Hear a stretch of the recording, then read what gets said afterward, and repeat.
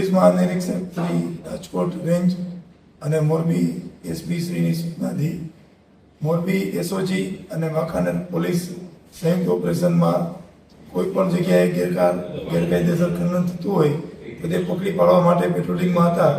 દરમિયાનમાં વાંકાનેરના સત્તાપર ગામથી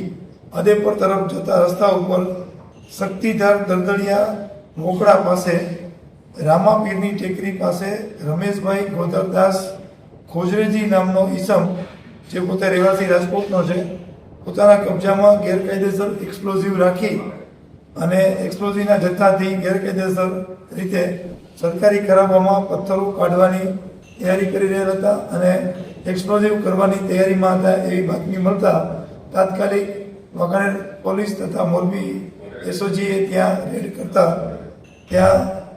હાજર એક ઈસમ મળી આવેલ અને સાથે એક્સપ્લોઝિવના ખાડા મળી આવેલ, જેમાં અલગ અલગ જગ્યાએ એક્સપ્લોઝિવ બિછાવેલા હતા. એમાં કુલ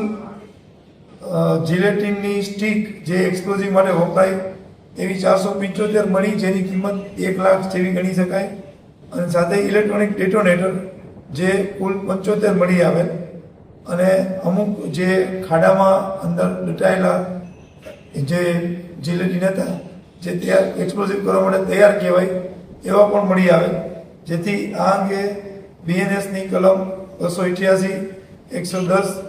તથા એક્સપ્લોઝિવ એક્ટ મુજબ આમાં ગુનો દાખલ કરવામાં આવેલ છે અને લોકોની જાનની જોખમ થાય તે રીતે આ કાર્યવાહી કરી રહેલ હોય ત્યાં હાજર મળી આવેલ ઈસમ રમેશ ગોરધનદાસ ખોજરેજીને અટક કરવામાં આવે છે.